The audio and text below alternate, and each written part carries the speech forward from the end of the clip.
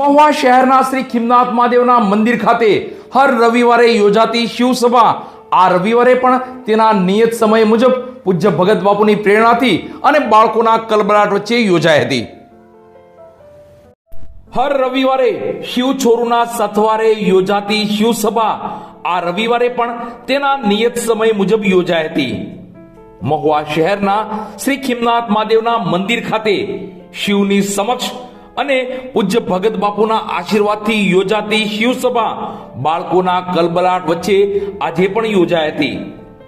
પૂજ્ય ભગત બાપુ અહીં હાજર હોય કે ન હોય પણ શિવસભાના સમાચાર મેળવી જ લેતા હોય છે અને તેના આયોજન વ્યવસ્થા વિશે પણ સેવક ભાઈઓ સાથે વાર્તાલાપ કરી લેતા હોય છે।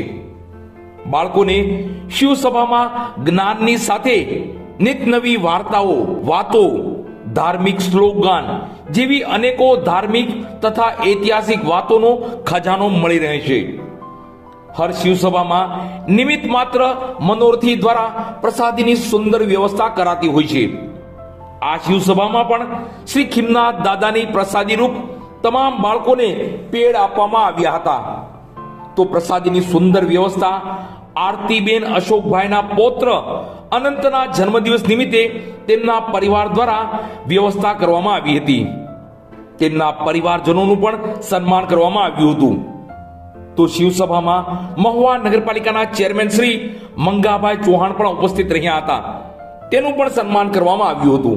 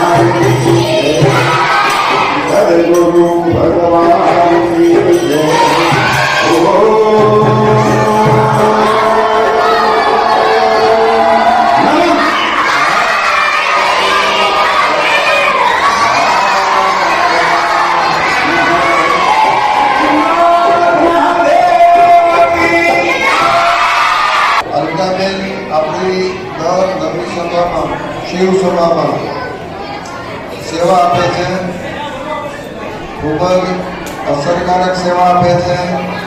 એમના બેન આરતીબેન અશોકભાઈ ના પૌત્ર